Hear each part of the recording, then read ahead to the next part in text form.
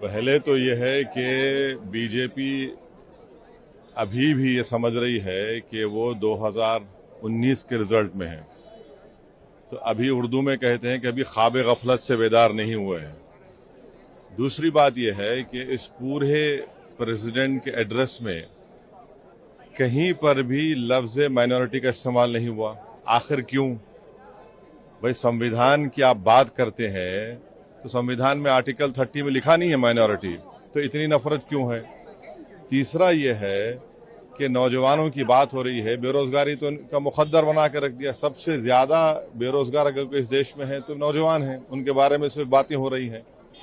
चौथी बात यह है कि फॉरेन पॉलिसी के ताल्लुक से कल एंथनी ब्लिंकन कह रहे हैं कि भारत में हेट स्पीचेस का इजाफा हुआ है, भारत में माइनॉरिटीज के जो रिलीजियस प्लेसेस है उनको डेमोलिश कर दिया जा रहा है।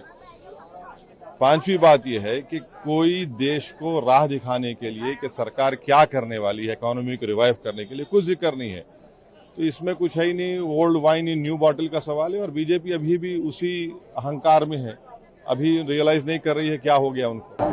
इमरजेंसी की भी बात की है प्रेसिडेंट ने, इमरजेंसी का जिक्र किया है, कहा कि किस तरह से कॉन्स्टिट्यूशन पर हमला हुआ था। कॉन्स्टिट्यूशन पर हमला तो कई मरतबा पार्लियामेंट में हुआ है बीजेपी की सरकार में, उस पर क्या बोलेंगे वो लोग?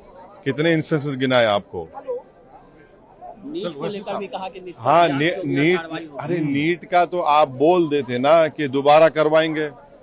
बेशर्मी की हद है। एक सोसाइटी रजिस्टर कर दिया आपने, बेशर्मी की हद है। आप 25 लाख युवाओं से, उनके फैमिलीज के से आप खेल रहे हैं। पेपर लीक हो जाता है एक दिन पहले, हर जगह लीक हो रहा है, कहाँ की लीक नहीं हो रहा है? तो नीट को दोबारा करवाना चाहिए, उसका जिक्र ही नहीं है। कहाँ पेपर लीक हो गया? झारखंड में, महाराष्ट्र में, बिहार में, हर जगह लीक हो चुका है। और प्रधानमंत्री झूठ बोलते, ना खाऊंगा ना खाने दूंगा, सब खा रहे हैं, लीक हो रहा है।